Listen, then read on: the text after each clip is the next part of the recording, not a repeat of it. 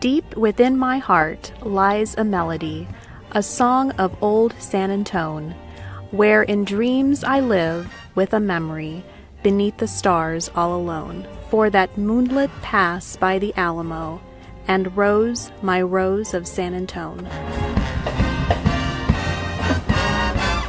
You are listening to an episode of Audiotravels by Henry Barchet. San Antonio Rose is a signature song for the city of San Antonio, Texas. But if you go looking for the San Antonio Rose in the city's botanical garden, you will be disappointed, because gardener Mary Irish will tell you that there is no such plant. San Antonio Rose, the song, Bob Wills, it was written for a woman. It was written about a woman.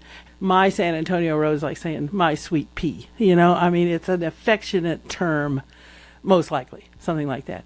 Band leader, composer and singer Bob Wills penned the song in 1938 as an instrumental. 2 years later, members of his band, the Texas Playboys, wrote the lyrics. The song became a part of Texas culture, says music scientist Hector Saldana. There's the mythology and mystique of the cowboy, of that life, of the mystery of the woman, and the sort of the beauty of the poetic, coming together of the metaphor of the rose and love and a beautiful woman. It comes together, and I think it can be almost about anything. And I think that's what the beauty of that song is. It kind of can have a very individual meaning. San Antonio Rose became the biggest hit of Bob Wills and the Texas Playboys. The song also generated a new musical style, the Texas Swing. I would explain Texas Swing as music that makes you want to yip. Almost every Bob Wills song had a little woohoo, It sort of brought a little bit of the urban sound of that jumping rhythm, but with a distinct drawl and country sound, sort of a lot of times with the steel guitar, which is sort of a crying sort of sound that a lot of times evokes what the landscape was like, lonely sometimes, or wide open. I think if you were in Texas at that time, you were a hard-working person, often on a farm, and a pioneer in a lot of ways. The secret of Bob Wills' success was that he didn't just capture audiences in the big cities, but that he also made his music appealing to the folks in small villages. His music was sort of a bridge between the urban sound and the country sound, because there are elements of that music that is very sophisticated. When you break down the Texas swing music he was playing, the chord, there's lots of passing chords, very similar to jazz, not so unlike jazz or what the big bands were doing, but it was presented in a country setting, and he was pivotal because he was that conduit to the common man. You did not have to be in a tux and tails to enjoy Bob Wills. At that time, the dance halls in Texan villages were just as important as the churches. One of those wooden halls can still be found near San Antonio in the village of Greener. On weekends, everybody eagerly waited for the bands to arrive. In the 1930s, 1940s, Texas swing bands toured all over the state, all over the country, but in particular in Texas when the roads were dirt roads. And this was big-time entertainment for local residents. So when people like Bob Wills would show up, you would have the shows were relatively inexpensive to attend, and they were family events. It's almost hard to imagine the excitement that some of these dances generated. It was a time when people met to dance. That is what Tanya Tucker described in a song from 1975 called The San Antonio Stroll. Well, I had me a time, yes, I danced all the night, till they rang that old cracked midnight bell.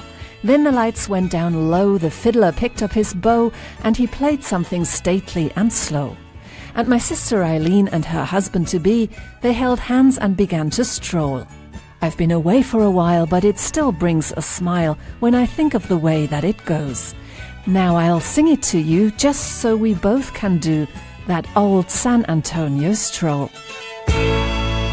In the early days of the dance halls, the music was influenced by German immigrants, says music scientist Hector Saldaña. Well, they brought the accordion, which here in South Texas rules with conjunto music, with ranchera music. You hear the strains of it in country music. So here where we are at Green Hall, near New Braunfels, it was the epicenter of German music that influenced people like Flaco Jimenez and Bob Wills, anyone that was making music going back now almost 100 years ago. But the European immigrants also brought plants to Texas, as Mary Irish from the Botanical Garden in San Antonio explains. There is a rose known as Harrison's Yellow that was brought with pioneers. These are Anglo settlers now. And they came across the eastern United States through the south, settled Texas, and they brought this rose with them. And people who do interesting research in historic roses, they found some relics of this thing. They'll find them in an old cemetery, they'll find them in an old homestead.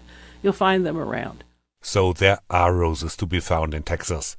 And the song San Antonio Rose is as popular now as it was 80 years ago, underlines Hector Saldaña. When a performer plays in San Antonio, they will either reference that song, say something about that song, so many times. So it's in the consciousness, San Antonio Rose. And why is San Antonio named in so many songs? I think part of it is that mystique about Texas and San Antonio, and maybe even the fact that it's just such a nice, maybe melodic, rhythmic sounding name of a city. It's been called San Antone and San Antonio and San Anto and, an old SA. So it works really well if you're a songwriter. You can fit San Antonio in there quite easily. But it is still a secret why no rose was ever named after the city. One fella went looking for some of these old yellow roses and wanted to call it San Antonio Rose.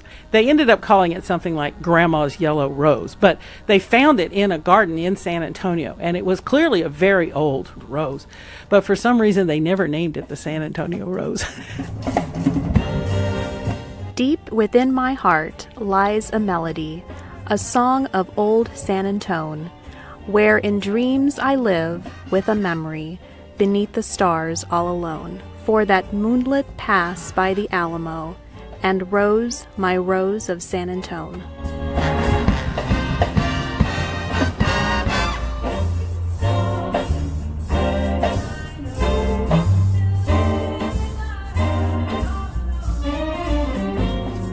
You were listening to an episode of Audiotravels by Henry Barchet.